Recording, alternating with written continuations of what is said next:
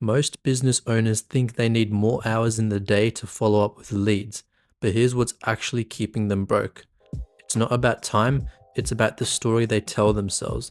Let me break this down for you. Right now, there are thousands of agency owners and freelancers sitting at their desks looking at a list of leads they should have contacted weeks ago. And instead of picking up the phone or sending that email, they're telling themselves the same lie. I don't have time for follow-up right now. But here's the thing, that same person will spend 20 minutes scrolling social media, they'll watch a full Netflix episode during lunch, they'll have a 30-minute conversation about weekend plans with a coworker. So where's this no time story really coming from? It's not time, it's fear dressed up as a time problem. Because saying I don't have time feels better than admitting I'm scared they'll reject me, or I don't know what to say, or what if they think I'm being pushy. The time excuse is just easier to live with. And this lie is expensive, really expensive.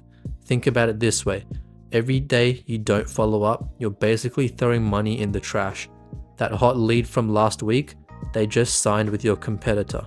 That prospect who seemed interested, they forgot you exist. But here's where it gets really crazy. Most people need to hear from you multiple times before they buy anything. Studies show it takes an average of 7 touch points before someone makes a decision. But most business owners give up after 1 or 2 attempts. They're literally stopping right before the finish line. And why? Because they've convinced themselves they don't have 5 minutes to send a quick follow-up message. Let me paint you a picture of what this really looks like. You wake up Monday morning, you've got that pit in your stomach because you know there's a list of people you should have contacted. But instead of dealing with it, you dive into busy work. You reorganize your desk, you check emails for the 3rd time, you suddenly decide today is the perfect day to update your website. Anything except picking up that phone. By Wednesday, that guilt turns into panic. You realize that dream client hasn't heard from you in 10 days. So you craft this long, apologetic email explaining how busy you've been. You've hit send and pray they don't notice how unprofessional that looks. By Friday, you're back to the same excuse. Next week, I'll get organized. Next week, I'll have more time. But next week never comes because the problem was never about time in the first place. So here's what's really happening in your brain. When you think about following up, your mind immediately jumps to the worst case scenario. They'll be annoyed, they'll think you're desperate, they'll say no and you'll feel rejected. So your brain does what brains do best. It protects you from that pain by creating a convenient excuse.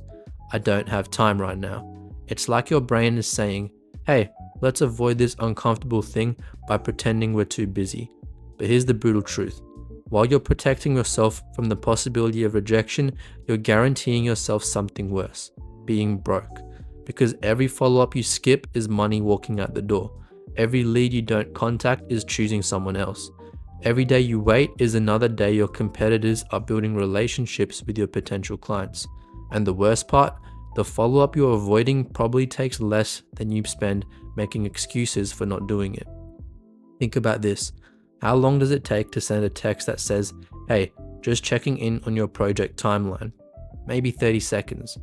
How long does it take to leave a voicemail that says, hi, it's Sarah from ABC Agency. Just wanted to see if you had any questions about our proposal.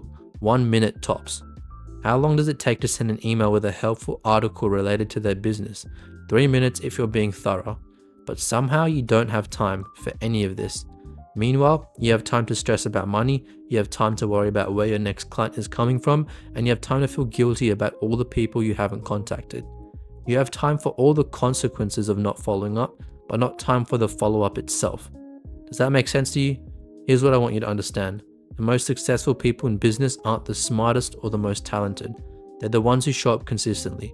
They're the ones who follow up when everyone else makes excuses. They're the ones who understand that business is built on relationships and relationships require maintenance. You know what separates a 6-figure business owner from someone struggling to pay rent? Follow-up discipline.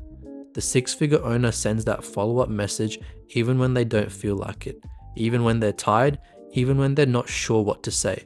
They show up anyway because they know something the struggling person doesn't. Consistency beats perfection every single time. You don't need the perfect message, you don't need the perfect timing, you just need to show up. But let me guess what you're thinking right now. But what if I come across as pushy? Here's the thing about that fear. It's backwards. You know what's actually pushy? Disappearing on someone after they showed interest in working with you. Making someone chase you down for basic information. Leaving people hanging without any communication. That's pushy. That's disrespectful. Regular follow-up isn't being pushy. It's professional. It shows you care about their success, and it demonstrates that you're reliable and organized. The prospects who get annoyed by professional follow-up aren't your ideal clients anyway. The right clients appreciate it. They see it as a sign that you'll take good care of them if they hire you. But here's what happens when you don't follow up. Your prospects start to wonder if you're still in business. They question whether you really want their project. They assume you're not interested in helping them. And they find someone who is interested, someone who does follow up, someone who makes them feel valued and important. That someone gets the deal. That someone gets the money. That someone builds the business you wish you had. All because they didn't lie to themselves about not having time. Now, I know what some of you are thinking, but I'm really busy. I actually have existing clients to serve. I have projects to deliver. And you're right, you are busy, but let me ask you this. How busy will you be when those existing clients are done and you have no new ones coming in? How busy will you be when your pipeline is empty because you never fed it? You'll have all the time in the world and no money to show for it. The truth is, follow-up isn't something you do when you have extra time. It's something you do so you'll have clients when you need them. It's like exercise. You don't work out when you feel like it. You work out so you'll be healthy when you need to be. You don't wait until you're sick to start taking care of your body. Same with follow-up. You don't wait until you're broke to start relationships. Here's a simple test for you. Next time you catch yourself saying, I don't have time to follow up, I want you to track what you actually do with your time for the next hour. Check your phone, see how much time you spent on social media, count how many times you checked email. Notice how long you spent on tasks that could have waited. I guarantee you'll find at least 15 minutes that could have been used for follow-up. But it won't be comfortable because following up requires you to be vulnerable. It requires you to risk rejection. It requires you to put yourself out there. Scrolling Instagram doesn't require any of that. Checking email feels productive without any real risk. Reorganizing your workspace gives you the illusion of progress without the possibility of failure. That's why your brain prefers those activities. They're safe. But safe doesn't pay the bills. Safe doesn't build a business. Safe keeps you exactly where you are right now. And if you're watching this video, I'm guessing where you are right now isn't where you want to be. So here's what I want you to do. Stop lying to yourself about time. Start being honest about what's really stopping you. If you're scared of rejection, admit it. If you don't know what to say, learn. If you're worried about being pushy, understand what pushy actually means. But stop pretending you don't have 5 minutes to send a quick follow-up message. Because every time you use that excuse, you're choosing to stay broke. You're choosing to let opportunities slip away. You're choosing to let your competitors win deals that should be yours. And the crazy thing is, once you start following up consistently, it becomes automatic, just like anything else you do regularly. You don't think about brushing your teeth. You don't debate whether you have time to shower. You don't make excuses about checking your email. You just do these things because they're part of your routine. Follow-up can be the same way, but only if you stop lying to yourself about not having time and start building the habit. Because here's the truth nobody talks about. The business owners making serious money aren't doing anything magical. They're not smarter than you. They don't have more hours in their day. They just follow up consistently, without excuses, without drama. They understand that every lead is a potential relationship. Every relationship is a potential client, and every client is potential revenue. And they treat their follow-up like what it is, the lifeblood of their business. If it helps, I built a short free diagnostic to spot what's blocking your follow-ups. It's in the description.